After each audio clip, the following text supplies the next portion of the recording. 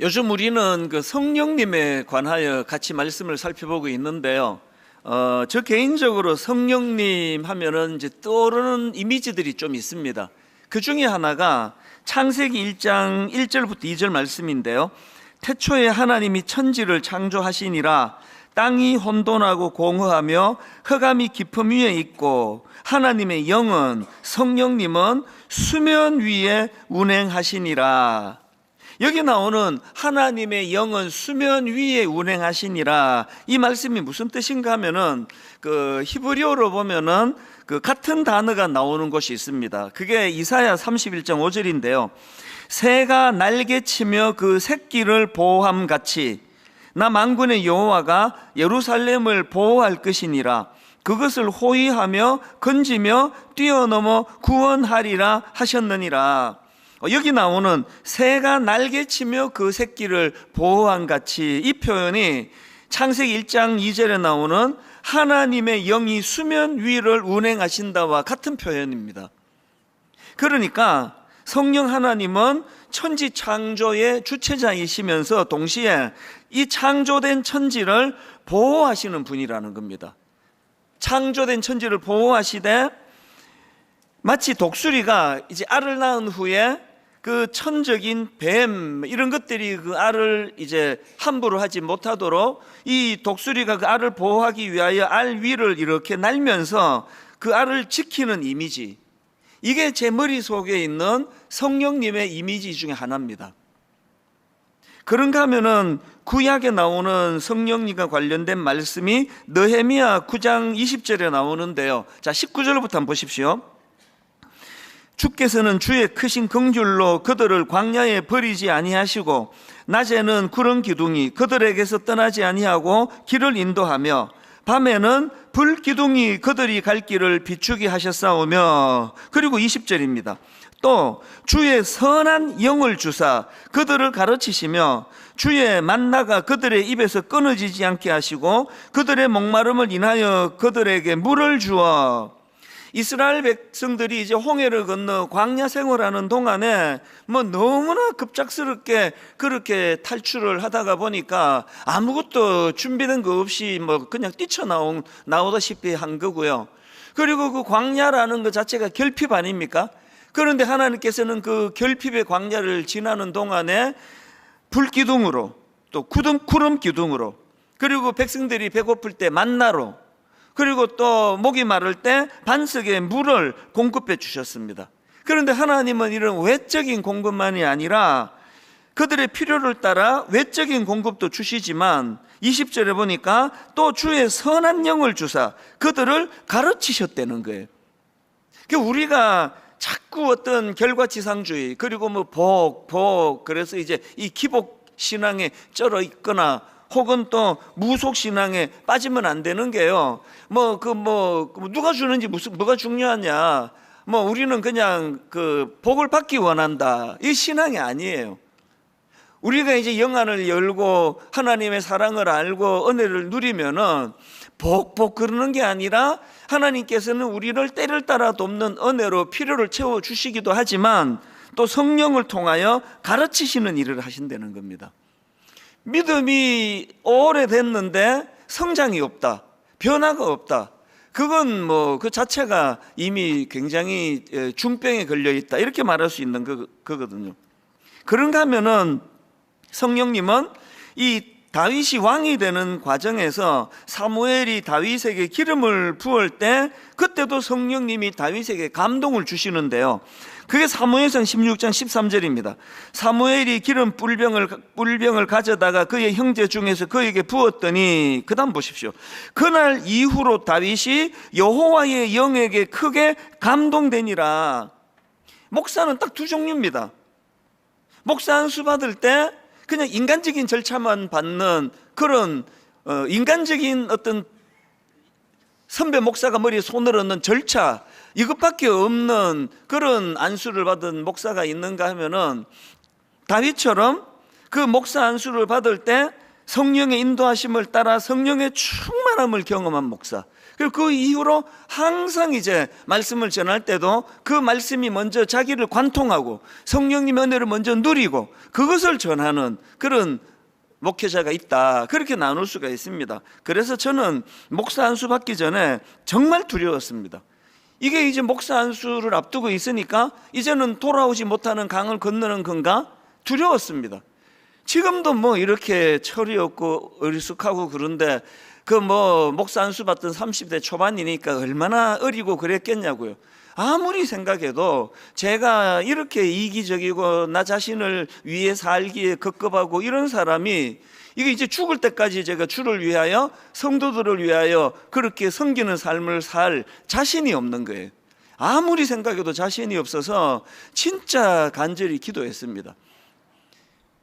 여러분이 아시지만 저희 아버지는 이제 금식 기도하다가 돌아가셨기 때문에 저에게 약간의 트라우마가 있습니다. 그래서 저는 뭐 어지간하면은 뭐 밥 먹으면서 기도하지 뭘 그렇게 밥도 안 드시고 기도하시다가 저렇게 돌아가시면 자식들은 어떡하냐고. 그래서 저는 금식 기도하는 거 별로 잘 하지 않는데요.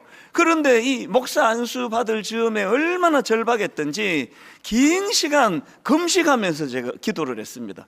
하나님, 저로서는 목회할 자신이 없습니다. 목회할 깜도 안 됩니다. 그릇도 안 됩니다. 그래서 성령님의 은혜를 구합니다. 목사 안수식 할 때 노회에 어른들이 인간들이 머리에 손을 이런 안수 말고 그런 절차도 필요하지만 제가 목사 안수 받을 때 성령님 강하게 임재하시고 성령의 역사가 나타나게 하여 주시옵소서, 그렇게 간절히 제가 기도하며 금식했었거든요. 그리고 그 이후로 지금까지 목회하는 것이 얼마나 어렵습니까? 그래서 목사가 된 이후에도 절박하게 성령님을 구할 수밖에 없습니다. 성령님, 저는 무지합니다. 성령님, 저는 지혜가 모자랍니다. 성령님, 저는 이렇게 욱하는 성격이 있고 다혈질이고 성도들에게 상처 주기가 쉬운 성격입니다. 절대로 저를 방치하지 마시고 성령님 저에게 임재하시고 저를 인도하여 주시기 원합니다. 이게 제 간절한 기도 제목이에요. 저는 주중에 제 설교를 꼭 듣거든요. 반성하려고. 그래서 제가 이제 그 만보를 걸으면서 제 설교를 이렇게 들으면 참 힘들어요. 그래서 중간에 끌 때가 많아요.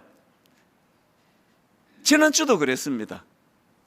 아니 뭔 군더더기가 이렇게 많고, 아니 내가 지금 34년째 설교를 하는데 아니 어느 한 분야에 그 10년을 하면은 전문가가 된다는데 이게 나는 왜 이러는 거야. 그래서 이게 참 마음이 괴로울 때가 있거든요. 그런데 설교한 제 스스로가 이렇게 설교가 만족이 안 돼서 반성하고 또 반성하는데 이런 설교를 듣고 눈물을 흘리고 은혜를 받고 이런 분들이 계시단 말이죠. 그거는 저와 상관없는 일이에요. 그래서 성령님이 개입하신 거예요. 성령님이 누가 설교하든지 간에 은혜를 주시도록 마음에 충만함이 있었기 때문입니다. 저희 교회에 그 청년부에서 신앙생활 하다가 이제 결혼하면서 캐나다로 간 자매가 있습니다. 이번에 이제 그 출산하려고 그렇게 이제 한국을 방문해 갖고 저한테 인사를 왔더라고요. 이 자매가 저를 만나자마자 목사님, 그 캐나다에 자기가 다니는 교회의 그 권사님이 이찬수 목사님 만나면 이거 꼭 전해드려라, 그 말이 있다는 거예요. 그러면서 하는 말이 캐나다의 뭐 어느 지역인가 마약 중독에 빠진 어떤 성도님이 계셨대요. 그 이분이 이제 마약 중독으로 굉장히 힘드셨는데 이찬수 목사님 설교를 2년인가 3년인가 지속적으로 들으면서 마약 중독이 치료가 됐다는 겁니다. 그걸 꼭 전해달라 그래서 제가 그 얘기 듣고 볼펜을 꺼내갖고 그거 좀 자세히 얘기해봐라. 그거 어떻게 됐다고? 그거 제가 다 받아 적었어요. 그 내가 오늘 내가 이거를 잘 내가 전하겠다고. 그거는요 자랑하려고 그 받아 적은 게 아니라 본인이 만족이 안 되는 설교, 본인이 참 은혜가 이게 왜 이렇게밖에는 설교를 못하는가 그래서 듣다가 중간에 끌 수밖에 없는 그 설교라도 성령님이 개입하시니까 거기에 여러분 마약 중독이 치료된다는 거 이게 보통 일이 아니잖아요. 그 내면에 굉장한 악한 영이 인이 박혀 있는 그런 것들이 중독에서 치료가 됐다. 그래서 그걸 너무 기뻐하니까 한국에 가서 이찬수 목사님 만나면 꼭 전해드려라. 그래서 이 자매가 막 잊어버릴까 봐 그렇게 목사님한테 내가 전해드립니다. 그럴 때 참 기쁜 거죠. 와, 역시 내가 설교는 잘해. 이래서 기쁜 게 아니라 그래도 이 강단에 성령님이 일하고 계시는구나, 성령님이 개입하고 계시는구나, 이것이 제게 너무나 감사가 되는 그런 은혜가 있다는 거죠. 그런가 하면은 에스겔 선지자도요, 이 인간이 범죄하고 타락하면 그 마음이 돌처럼 굳어지는데요, 이렇게 굳어진 마음을 변화시키는 분이 성령님이시라는 겁니다. 에스겔 11장 19절입니다. 내가 그들에게 한 마음을 주고 그 속에 새 영을 주며 그 몸에서 돌 같은 마음을 제거하고 살처럼 부드러운 마음을 주어. 에스겔 36장 26절 또 새 영을 너희 속에 두고 새 마음을 너희에게 주되 너희 육신에서 굳은 마음을 제거하고 부드러운 마음을 줄 것이며. 제가 목사가 되는 것이 왜 두려웠느냐 하면은, 저는 어릴 때부터 고집이 세고 하여튼 누구랑 말싸움 하면은 막 끝까지 앉으려고 하고 오기가 많고 그런 성격인데, 이걸로 도대체 내가 어떻게 목회를 할 수 있느냐고, 이걸로 내가 성도들 얼마나 많이 다치게 하고 상처를 줄 수 있게 하느냐고, 그래서 제가 두려웠거든요. 그리고 참 제가 그 어릴 때 생각하면 못됐어요. 아니, 어머니가 그렇게 소원을 갖고 기도하시면서 네 목사가 돼서 네 아버지 뒤를 이으면 좋겠다, 목사가 되라 그러는데 거기다 대고 제가 참 못된 말을 많이 했죠. 이렇게 말했습니다. 엄마, 나는 목사 빼고는 다 할 거예요. 이게 얼마나 못된 말이에요. 그렇게 못된 말을 하고 그랬던 전데요. 그런데 제가 목사가 되고 지금 30 몇 년이 지금 흘렀는데, 참 시시때때로 내 부족함을 느낄 때마다 성령님은 저의 가이드가 되어주시고 저의 아버지가 되어주시고 저의 안내자가 되어주시고, 그래서 참 하나님이 저에게 이 돌처럼 굳은 마음을 부드럽게 해주셔가지고요, 요새는 제가 참 신비로운 걸 경험해요. 이렇게 다혈질인데 이 성질이 안 올라와요. 이게 올라와야 되는데 이래야 되는데 아니, 성질이 안 올라와요. 그리고 신기하게 누가 뭐라고 찝쩍거려도 요새는 화가 안 나요.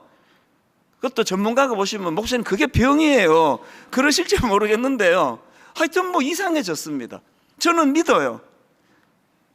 내가 그들에게 한 마음을 주고 그 속에 새 영을 주며 성령을 주셔서 내 몸에서 돌 같은 마음을 제거하고 살처럼 부드러운 마음을 주신다.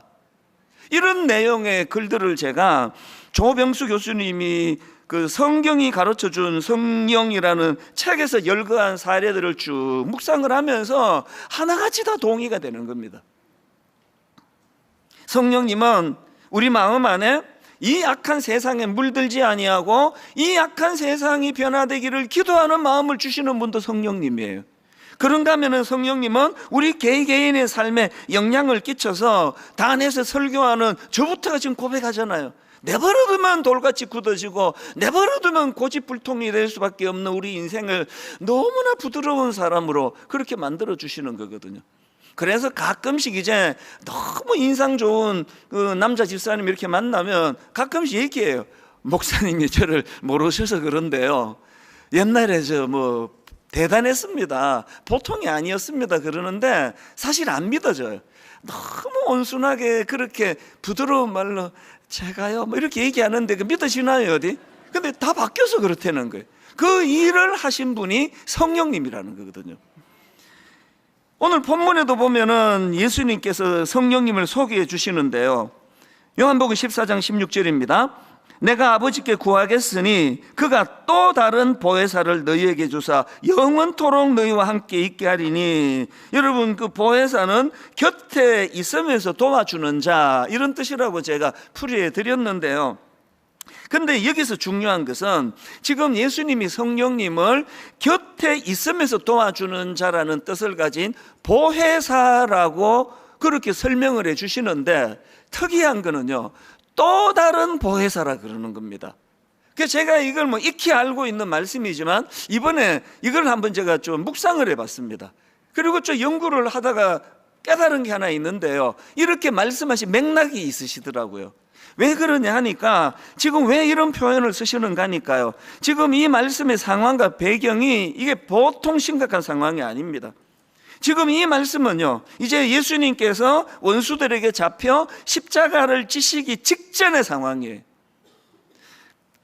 그 상황에서 제자들에게 긴 고별 설교를 하시는 그 과정에서 주신 말씀인데, 거기에 긴 고별 설교에 성령님에 대한 말씀을 여러 차례 언급을 하십니다. 그리고는 또 다른 보혜사를 보내주신다는 게 무슨 의미를 갖고 있느냐, 제가 사랑의 교회에서 청소년 사회 갈 때 옥하는 목사님이 이제 은퇴가 2년 남았다, 은퇴가 1년 남았다 그럴 때 모든 성도님들이 불안해하고 그랬던 걸 제가 기억을 하거든요. 아니 이제 우리 옥하는 목사님 은퇴하시면 우리는 어떻게 해? 아니 목사님 진짜 은퇴하신다 그러네? 그럼 우리는 어떻게 되는 거야? 여러분, 한 인간 지도자로 참 그렇게 존경받고 목회를 잘하시는 그런 담임 목사님이 은퇴하시고 떠나신다 하는데도 그렇게 마음이 불안하고 걱정이 많고 그러셨다면, 지금 제자들의 입장을 한번 생각해 보시라고요. 아니 지금 지난 3년 동안 주님과 동고동 나가며 같이 먹고 같이 산책하고 같이 대화하고 주님에게 직접 꾸지람을 듣고, 우리는요 성령이나 성자 예수님이나 다 영으로 만났지 육으로 안 만났기 때문에 이 심정을 몰라요. 그런데 지금 제자들에게 예수님은 육으로 만난 거잖아요. 이제 그 예수님이 십자가 지시고 그들을 떠나간다고 하니까 모든 제자들이 두려움에 빠져 있는 거 아닙니까? 그때 예수님이 약속의 말씀이 이거거든요.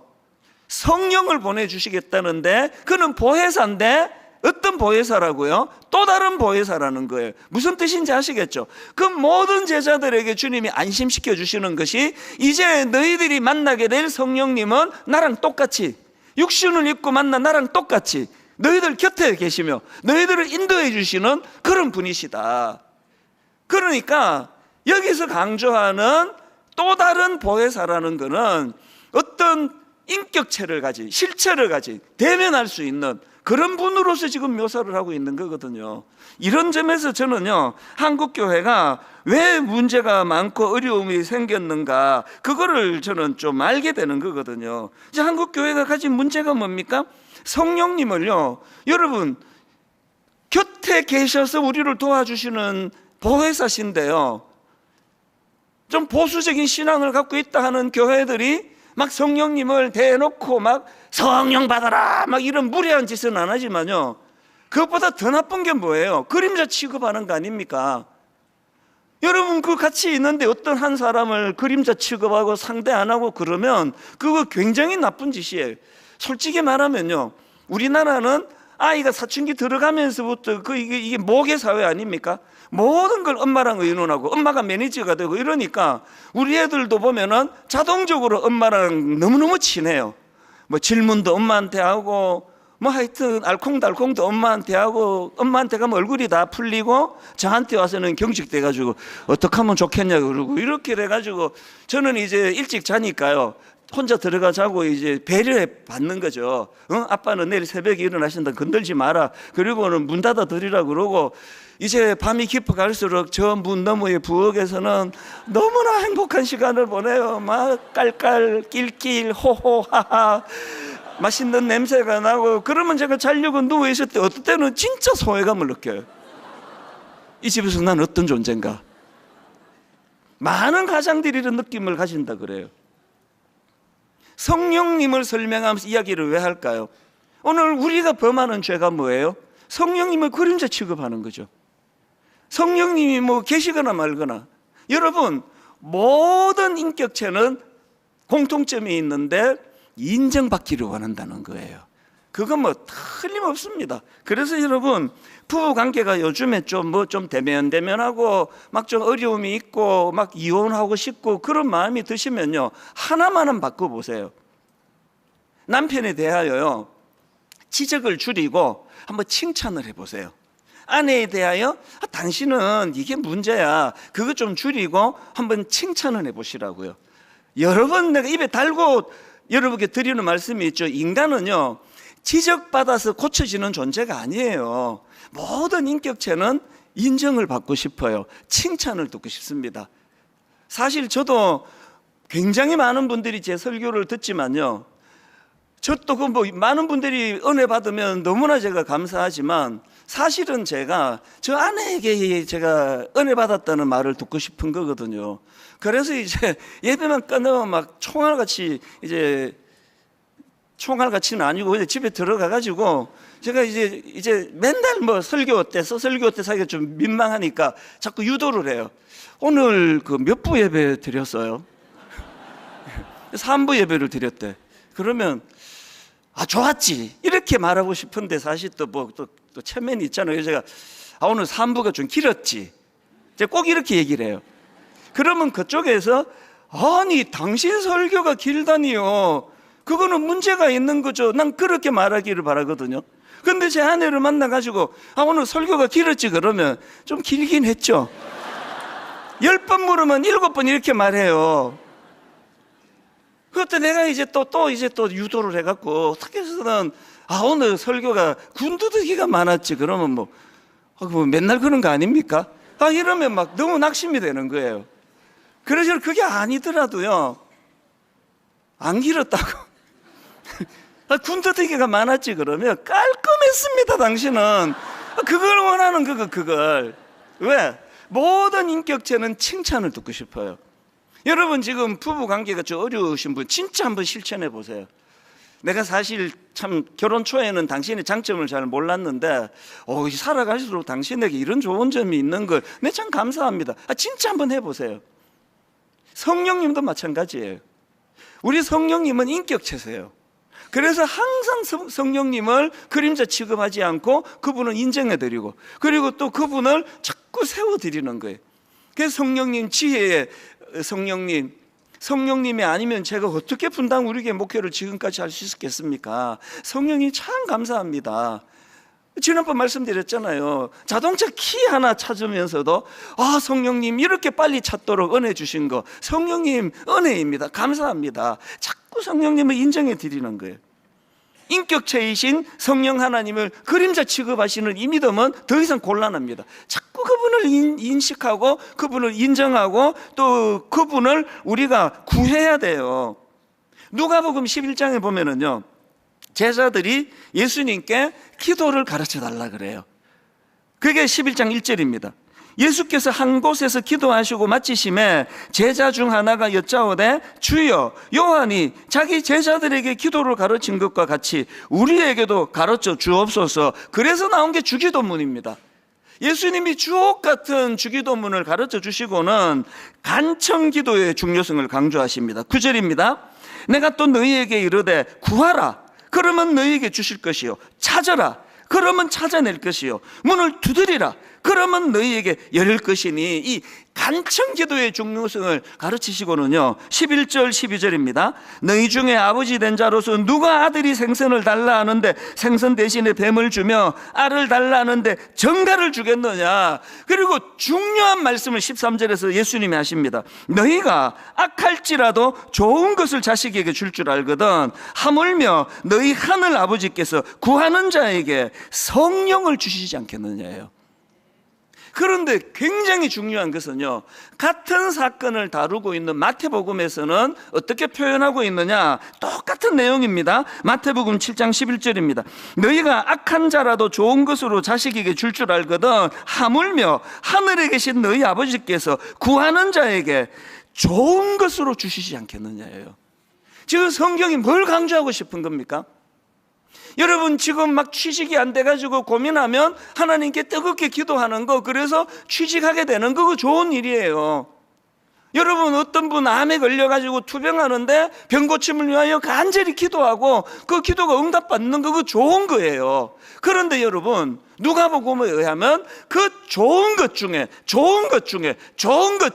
가장 좋은 것은 성령님을 구하는 거라는 거예요. 왜 그렇습니까? 성령님은 뭐 하나를 해결해 주시는 분이 아니라 내 곁에 서셔서 나를 도와주시는 분이거든요. 여러분, 우리가 기도할 때 성령을 구해야 된다고 예수님이 말씀을 하시는 거거든요. 그리고 성령님은 신비로운 어떤 존재가 아니에요. 그분은 제자들이 예수님을 육신적으로 만나 교제한 것 이상으로 우리 가까이에서 인격적으로 우리와 교제하시는 분이에요. 그래서 이 성령님이 우리 안에 좌정하고 계시고 우리와 함께 친밀한 교제가 이루어지면 외로움의 문제가 해결이 됩니다. 제가 목사가 되겠다고 미국 이민 생활 전 가족이 이민을 다 갔는데 저는 막내고 또 결혼도 하기 전인데 이제 만 28살 때 이제 이민 보따리 2개 들고 아예 뭐 짐 다 싸갖고 이제 저는 이제 한국으로 저 혼자 역이민을 왔습니다. 그리고는 신학교에 입학을 했는데요. 제 생애에 가장 외로웠던 해예요. 그 1990년은 내 삶에 잊혀지지가 않습니다. 우선 서울 생활을 생전 처음 해봤거든요. 그리고 서울에는 뭐 아무도 없었어요. 유일하게 어릴 때부터 지냈던 내 모교의 친구가 이제 이 친구가 결혼하고 이제 서울로 송파에 이제 직장을 얻어갖고 이제 송파에서 살고 있었는데요. 야, 정말 외로웠습니다. 그해 여름에 이상하게 왜 미국에 안 들어갔는지 기억이 안 나는데 좀 비장했겠죠. 그래서 이제 신학대학원은 경기도 양지에 있는데 여기 서울 사당동에 있는 학부 기숙사로 가가지고 얹혀 살았어요. 일주일 내내 한마디도 못할 때가 있는 거예요. 너무너무 외로웠습니다. 그 친구한테 그 신혼인데 계속 찾아가기가 그 민망하잖아요. 그랬는데 어느 날 그 친구가 나한테 복된 소식을 전해줬어요. 어느 날 자기가 이제 고향에 간다고. 그게 2박 3일이었던 것 같아요. 이제 집에 와 있으라는 겁니다. 도둑도 지켜줄 겸. 그래서 제가 너무 고마웠어요. 그 친구 집에 2박 3일에 가 있는데 금요일 날 가서 막 진짜 행복했습니다. 이제 오랜만에 사람 냄새 나는 뭐 침대도 네 마음대로 쓰고 냉장고 뭐 음식 좀 넣어놨는데 네 마음대로 꺼내 먹어라. 어릴 때 친구고 그 부인도 또 내 친구 동생이에요. 그래서 이제 너무 편하게 거기서 하루를 잘 지냈는데요. 토요일 오후에요. 나갈 데가 없는 겁니다. 송파에서 그 반지하에 나갈 데가 없는 겁니다. 답답해지기 시작하는 거예요. 또 그 토요일 오후에 막 굉장히 답답해가지고요. 그러고 있는데 이제 그 친구가 그 기타가 있더라고요. 저도 그때 대학부 찬양 인도하고 그럴 때인데요. 우리 애들한테 말하면 아무도 안 믿어. 아빠 목소리에 무슨 찬양 인도를 하셨냐고 그러는데 네, 정말 참 답답해요. 제가 찬양 인도를 어느 정도 잘했냐면 지금 제가 분당 우리 교회에 제가 사역자로 있으면은 이동선 전도사 여기 없습니다. 아무도 안 믿으시는데요. 제가 찬양 인도하고 그랬는데 이제 기타가 있으니까 이제 기타를 들고 찬양을 이제 부르기 시작했습니다. 뭐 찾고 뭐고 필요 없습니다. 새틀처럼 하는 게 시간인데 1장부터 부른 거 1장부터 1장 펴놓고 찬양하고 2장 찬양하고 3장 찬양하고 제가 이렇게 찬양을 쭉 부르다가 보니까 이 찬양을 만났어요. 당신이 지쳐서 기도할 수 없고 눈물이 빗물처럼 흘러내릴 때 주님은 우리 연약함을 아시고 사랑으로 인도하시네. 막 눈물이 나는 거예요. 이게 완전히 이게 내 이야기인데 이게 막 눈물이 막 나는 거예요. 2절도 똑같아요. 당신이 외로이 홀로 남았을 때 당신은 누구에게 위로를 얻나? 주님은 아시네 당신의 마음을 그대 홀로 잊지 못함을. 그래서 이거를요 뭐 발을 정자로 막 세면서 안 읽어가지고 정확하게 몇 번 불렀는지 모르지만 제 기억으로 하여튼 뭐 목이 아프도록 계속 반복해서 불렀어요. 부르고 또 부르고 부르고 또 부르는데요. 어느 날 어느 순간에 제가 후렴을 가사를 이렇게 바꿔서 부르더라고요. 원래는 이게 누군가를 위하여 누군가 기도하네 이렇게 나가는 건데 제가 이렇게 바꿔서 부르더라고요. 성령님 날 위하여, 널도 아니에요. 날 위하여. 성령님 날 위하여 성령님 기도하네. 언제 기도해 주시느냐? 내가 홀로 외로워서 마음이 무너질 때 성령님 날 위해 기도하네. 1990년 어느 날 어느 달인지는 기억이 안 나요. 지금부터 34년 전이에요. 그 장소, 그 반지하에 그 채광이 잘 안 돼서 약간 어두운 그 분위기 하나도 잊혀지지가 않습니다. 많이 울었거든요. 너무너무 외로워서 울었고요. 그런데 너무 기뻐서 울었어요. 이게 지금 뭔지는 잘 모르겠는데 그렇게 눈물을 흘리면서 찬양을 부르는데요, 제가 그날을 왜 못 잊습니까? 이 찬양 가사 그대로. 오늘 여러분 누구라서 외롭지 않으냐고요. 제가 결혼을 해보니까요, 상당 부분은 해소가 돼요. 상당 부분은 외로움이 해소가 되는데요, 근원적인 외로움은 없어지지 않더라고요. 아니 이렇게 많은 성도들을 상대하는 목사인데, 사람에게 치여 산다고 하는 그런 목사인데 사람으로는 채워지지 않는 빈 공간이 있더라고요. 제가 깨달았죠. 아무리 유복하고 자녀들이 효자 효녀고 부부간에 금슬이 좋고 그래도요, 채워지지 않는 빈 구멍이 있는데 그거는 성령님이 채워주시는 자리예요. 성령님 날 위하여 성령님 기도하네. 그래서 저는 로마서 8장 26절, 이와 같이 성령도 우리의 연약함을 도우시나니 우리는 마땅히 기도할 바를 알지 못하나 오직 성령이 말할 수 없는 탄식으로 우리를 위하여 친히 간구하시느니라. 여러분, 성령님을 그래서 막연하고 어떤 추상적인 어떤 그 무엇으로 그렇게 성령님을 그림자 취급한 거, 그게 우리를 침체로 만들었다는 걸 아셔야 돼요. 그분은 인격자세요. 그분은 인정해 드려야 돼요. 그분은 계속 우리가 인식하고 그분을 구해야 된다는 것입니다. 한 가지만 더 살펴보고 말씀을 마무리하려고 하는데요, 예수님께서 성령님에 대해서 설명하시면서 부연 설명을 하십니다. 오늘 본문 요한복음 14장 17절입니다. 성령님은 이렇게 설명해요. 그는 진리의 영이라. 또 16장 13절, 그러나 진리의 성령이 오시면 그가 너희를 모든 진리 가운데로 인도하시리니. 예수님이 묘사하시는 성령님은 진리의 영이세요. 그래서 여러분, 우리가 진리의 영이신 성령님과 함께 교제하고 그분 가까이 모시고 살아가면은 두 가지 열매가 나타나요. 하나는요, 여러분, 성령님은요 우리로 진리 되시는 예수님 앞으로 인도해 주시는 분이에요.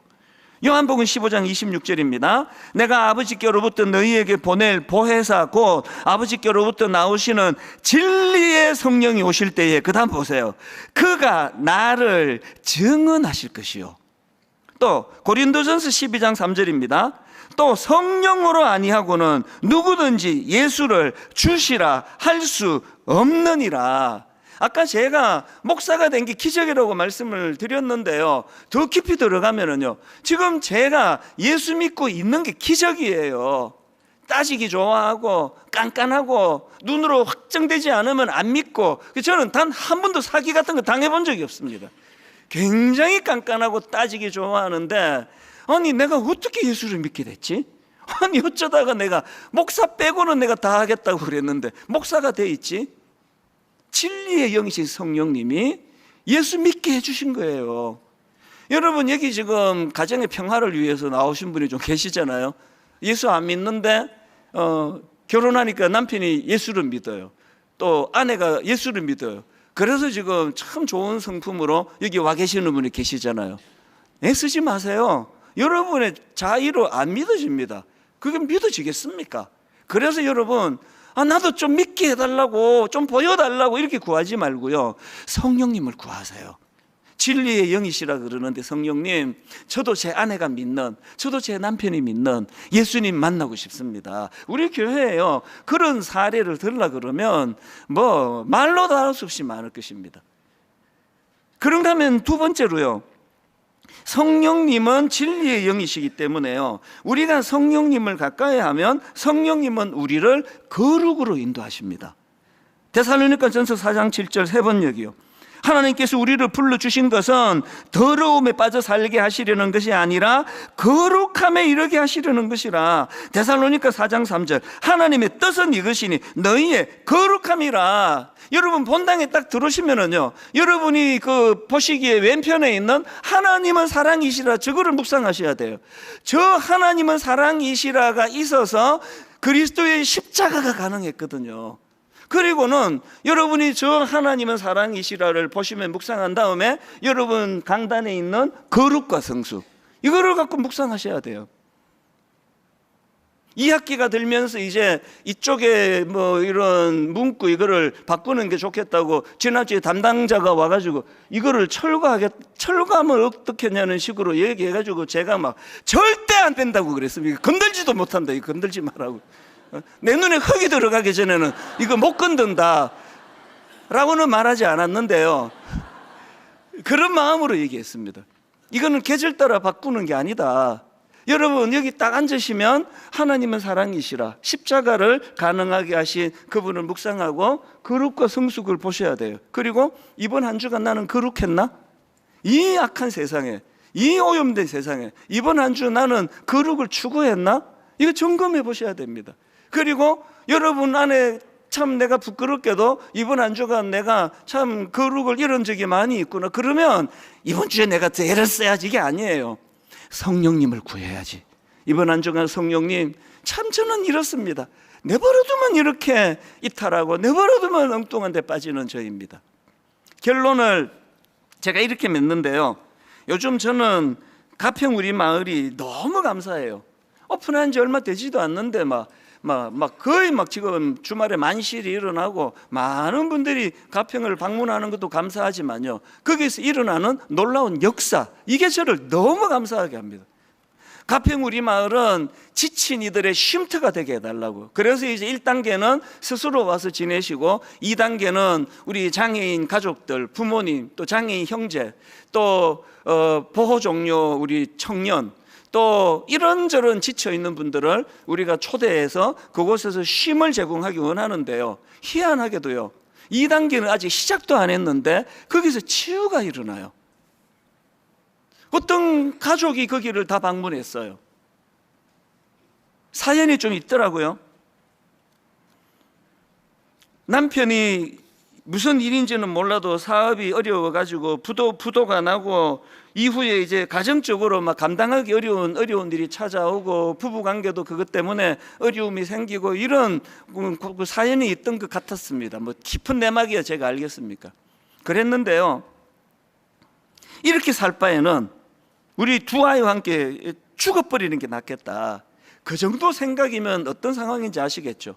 그런데 여러분, 그 가족이요 가평 우리 마을에서 기도하고 그런 시간을 보내면서 하나님께서 마음에 용기를 주셨다는 거예요. 그래서 내가 진짜 살아야 되겠다, 이런 용기를 얻고 이곳을 떠납니다. 그런 일들이 일어나는 거예요. 그게 방명록이 있는데요, 가시면서 거기다가 방명록에 쓴 거 점점 쌓여가는 게 다 이런 이야기예요. 이거 묶어서 책을 내도 되겠다 할 정도예요. 무슨 일이 일어나고 있는 겁니까? 한 몇 주 전에 우리 교회의 교구 우리 성도님들 중에 너무 지치신 가장들이요, 우리 그분들을 사업하다가 어려워지시고 가정을 돌보다가 어려워지시고 그런 우리 아버지들을 좀 초대하자. 그래서 교구별로 이제 추천을 받아가지고요, 이제 1박 2일이에요. 그냥 와서 쉬었다 가시라고. 토요일 아침에 제가 그 드림센터 출발하기 전에 제가 가서 인사를 드렸어요. 딴 거 없고요, 프로그램도 없고요, 제가 담당 목사님한테 뭐 1교시담, 2교시담 상황 이런 하지 마라 그랬습니다. 그냥 쉬시다가 오세요. 좋은 분들하고 교제하고, 한 가지만 좀 일찍 주무시고 아침이 되시면 새벽에 그 마을이 참 좋습니다. 공기 좋고 하니까 그 길을 한번 이렇게 좀 거니시면서 그런 시간을 좀 가져보시라 그랬는데요, 희한한 일이 벌어졌어요. 아무것도 해드린 게 없거든요. 강의가 뭐 요란하게 있던 것도 아니고요. 그랬는데요, 그 아빠가 그렇게 이제 지쳐서 추천받아서 쉬러 가신 그 아빠를 둔 우리 청년부 자매가 저한테 메일을 보내왔습니다. 이런 요지예요. 최근에 아빠가 직장에서 과도한 스트레스를 받고 원인 모를 건강 쇠약이 오셔서 몇 달간을 집에서 쉬고 계시는데, 아빠가 가평을 다녀온 후로 하시는 말씀이 환골탈퇴가 된 것 같다, 이런 말씀을 하시더라는 거예요. 이곳에서 경험한 이 마음을 내 평생 잊지 않고 살고 싶다, 그런 기도 제목으로 고백을 하시더라는 거예요. 제가 느끼기로 그 아버지께서 초신자인 것 같은데, 그 딸의 편지를 한번, 저한테 보낸 편지를 읽어드리고 말씀을 마치겠습니다. 이렇게 썼더라고요. 가평 우리 마을에 곳곳이 하나님의 위로로 가득 차 있다는 것 같다고 하셨어요. 그곳에 있기만 해도 마음이 차분해지는 것을 경험했다고요. 집으로 돌아오신 아빠의 얼굴은 2달 동안 가지고 있던 지치고 핏기 없는 얼굴이 아닌 누구보다 생기 있고 에너지 넘치는 상태였습니다. 하나님의 은혜와 하나님의 위로와 함께 가신 분들과 서로의 아픔을 나누며 처음으로 느끼게 된 공동체원들과의 교제가 아빠에게 가득히 채워져 있음을 보았습니다. 이게 교회예요. 막 그날 막 엄청난 프로그램 갖고 막 다 뒤집어 놓는 강의를 하고, 그래서 변화가 일어나면 어떤 면에서는 그건 좀 인위적이에요. 아무것도 한 게 없습니다. 그냥 그 기도의 공간 안에 머물고 거닐고 거기에 같이 어려움을 당하는 분들과 마음을 나누고 기도를 해서, 제가요 이 그 딸의 편지를 받자마자 환골탈퇴를 제가 단어를 찾아봤습니다. 이 환골탈퇴란 뜻이 사전적으로요, 뼈와 살이 바뀐다, 이런 뜻으로 완전히 바뀌거나 혁신적인 변화를 의미하는 말이다. 아니, 그날 하루 자고 와서 무슨 일이 있었길래 환골탈퇴, 뼈와 살이 바뀌는 일이 있었다고 고백을 하느냐고요. 분당 우리 교회는 이런 교회가 되기를 원합니다. 막 목사가 인위적으로 막 쥐어짜는 이것도 뭐 해야 되겠지만, 성령님이 일하시는 교회, 성령님이 만져주시고 성령님이 치유하는 교회. 우리 오늘 이 찬양 참 오랜만에 불러보는데요, 제목이 성령이 오셨네요. 허무한 시절 지날 때, 깊은 한숨 내쉴 때 그런 풍경 보시며 탄식하는 분 있네. 2절에 보니까 억눌린 자, 갇힌 자, 자유함이 없는 자, 피난처가 되시는 성령님 계시네. 오늘 여러분, 이론으로 이 설교를 듣는 것도 귀하지만 한번 영으로 느껴보세요.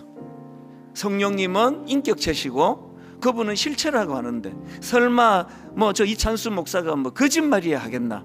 자기가 경험한 그 성령님이 그 외로운 상태에서 눈물을 회복시켜 주신 분이라고 한다면, 우리 한번 이 찬양을 마음으로 사모하면서 같이 불러보기 원합니다. 허무한 시절 지날 때, 깊은 한숨 내쉴 때,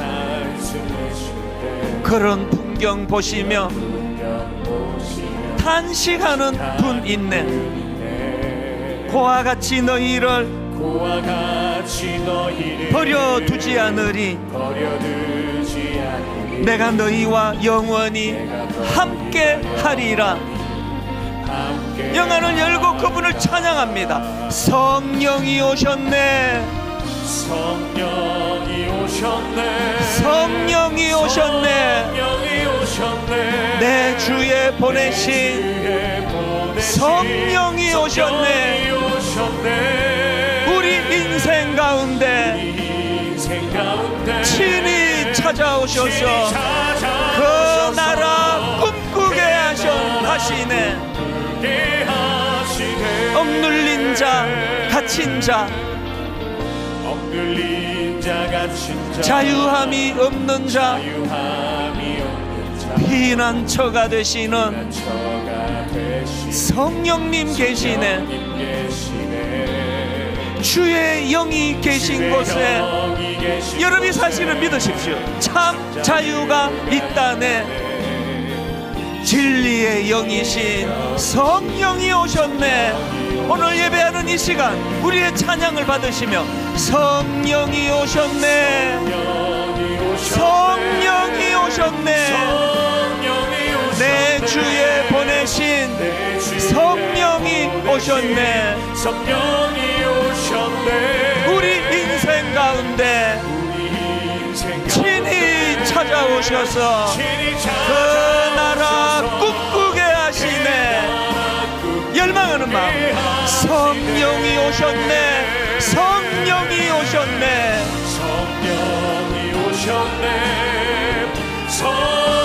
주에 보내신, 내 주에 보내신 성령이 오셨네.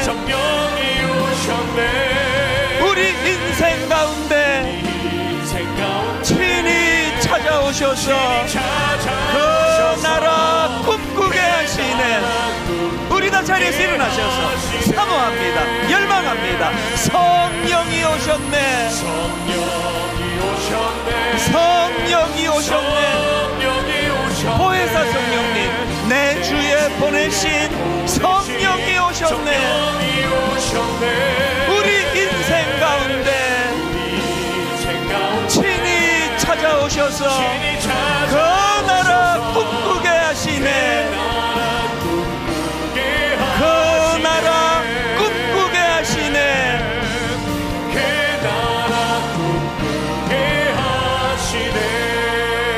여러분, 제가 인용해드렸던 가평 우리 마을을 가족이 찾았는데 오죽했으면 나 이렇게 사느니 이 두 아이와 함께 죽는 게 낫겠다, 그렇게 꿈을 잃어버린 어떤 그 한 가정을 인간이 뭘 특별하게 해드리는 거 없습니다. 성령님이 그 마음을 만져주시니까 내 살아야 되겠다, 내 힘을 내야 되겠다, 그게 꿈을 꾸는 거예요. 90년 신학교 1학년 시절에 서울 생활이 너무 외롭고 또 외롭고, 그때 환경이 하나도 달라진 거 없는 반지하 빛이 침침하게 들어오는 그곳에서 성령님이 제 마음에 그 외로움을 거두어 주시니까 34년이 지난 지금까지 그 순간을 잊지 못하는 거거든요. 정확하게 그때를 기억하는 거거든요. 오늘 우리가 하나님 앞에 은혜를 구하면 좋겠습니다. 성령님, 저는 성령님을 그동안 그림자 취급한 것 같습니다. 이제 그분의 인격성을 갖고 오신 인격체이신 그분을 인정해드리고 그분 앞에 내가 늘 고백하며 은혜를 받아 보혜사 성령님 제 심령에 임재하여 주시옵소서. 우리 각자의 기도 제목을 가지고 우리 함께 통성으로 같이 기도하시겠습니다. 살아계신 하나님 아버지, 오늘 예배 가운데 임재하여 주시고 아버지 종이 어눌하게 말씀을 전한다 할지라도 성령님께서 각자의 심령 속에 하나님 아버지 터치하여 주시고 진리의 영으로 그들 마음속에 은혜로 인도하고 계시는 것 주님 앞에 감사를 드립니다. 오 하나님 아버지, 우리 모두는 다 연약합니다. 우리 모두는 다 아버지 지혜가 없어 어리석은 자들입니다. 우리는 하나님 모두가 다 이 세파에 찌들려 살고 있습니다. 우리는 지쳐 있습니다. 아버지, 우리는 꿈을 잃어버렸습니다. 하나님, 우리는 허무한 마음을 가지고 깊은 한숨을 내십니다. 하나님, 우리는 억눌려 있고 갇혀 있습니다. 하나님, 우리는 자유함이 없습니다.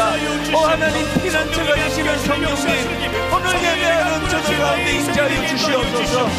오 하나님, 각양각색의 다른 모양을 하고 이 자리에 앉아있지만 성령님 한 성령님으로 오셔서 이곳에 임재하여 주시고 성령 충만으로 역사하여 주시옵소서. 그래서 하나님, 진리의 영이신 성령님이 이곳에 오셔서 그 주님의 거룩함을 우리가 닮아가기를 원합니다. 오 주님, 우리가 예수 그리스도를 잘 알지를 못합니다. 성령님, 우리가 이번 예수님 앞으로 인도하여 주시옵소서. 예수 믿게 하여 주시옵소서. 예수가 보여지게 하시고 예수 그리스도가 믿어지게 하여 주시옵소서. 이 모양 저 모양 우리의 상한 마음을 주님 앞에 올려드리오니 오 하나님, 예배 가운데 임재하여 주시고 역사하여 주시고 예배 가운데 아버지 영혼을 일구고 성령님을 바라볼 수 있도록 주님 인도하여 주시옵소서. 진리의 성령님이 함께 하심으로 말미암아 우리가 점점 더 거룩해져 가기를 원합니다. 원합니다. 정직해서 가기를 원합니다. 점점 더 주님의 거룩함을 닮아가는 믿음의 역사가 일어나게 하여 주시옵소서. 역사하여 주시옵소서. 역사하여 주시옵소서. 진리의 영으로 임재하여 주시옵소서. 우리가 될 수 있도록 주여 인도하여 주시옵소서. 하나님, 우리 모두는 다 너무나 분주한 이 세상에 지쳐 있습니다. 참 어떨 때는 힘이 회복이 잘 되지 않습니다. 자꾸 마음이 우울합니다. 하나님, 우리는 그저 하루 온종일 많은 사람을 만나고 웃고 같이 즐거워하고 그렇게 좋은 하루를 보냈는데 잠자리에 누우려고 누워있으면 자꾸 마음이 슬퍼지고 마음이 낙심이 되고, 하나님, 어떨 때는 그것이 참 이대로 괜찮은가 할 정도로 그렇게 마음이 힘들 때가 많습니다. 이제 하나님, 그럴 때 성령님을 찾기를 원합니다. 성령님, 저는 아무리 대인관계가 좋고 좋은 남편 아내를 만나고 자녀들이 무사하게 잘 자라줘도 채워지지 않는 내 마음에 빈 공간이 있습니다. 그래서 외롭습니다. 그런 마음을 주님 앞에 고백하며 내 마음의 이 빈 공간, 이 허무하고 허전한 이 공간은 성령님의 자리인 줄로 믿습니다. 그렇게 고백할 수 있도록 도와주시옵소서. 하나님, 이번 한 주간 저들의 삶 가운데 오늘 주신 이 말씀이 늘 이것이 마음에 대내어지고 사모함이 이루어지고 그리고 갈급해지고, 그래서 성령님을 구할 때 어떤 역사와 은혜가 일어나는지를 우리 초신자분들이 그것을 맛보고 경험하는 한 주간이 되게 하여 주시옵소서. 하나님, 부부간에 어려움이 많고 서로 오해가 많고 상처를 많이 받은 그런 가정이 있다고 한다면 이제 하나님, 이 한 주간 그저 부부가 대화를 많이 하면 할수록 상처밖에 없고 어떻게 잘해보자고 애를 쓰면 쓸수록 결과는 마음이 상하는 것밖에 없다고 할 때 하나님, 그들 사이에 성령님 임재하여 주시옵소서. 지혜로우신 성령님 중재자가 되어주시고 성령님께서 이 부부를 어떻게 인도하는가를 한번 경험할 수 있도록 역사하여 주시옵소서. 오늘 예배 가운데 그 허전한 마음을 주님이 어루만져 주시고 너의 그 외로운 거 내가 다 안다. 십자가에서 나도 참 그런 외로운 시간을 보냈다. 우리 주님의 말씀이 선포되는 그 은혜가 성령님의 인도하심으로 말미암아 일어나도록 함께하여 주시옵소서.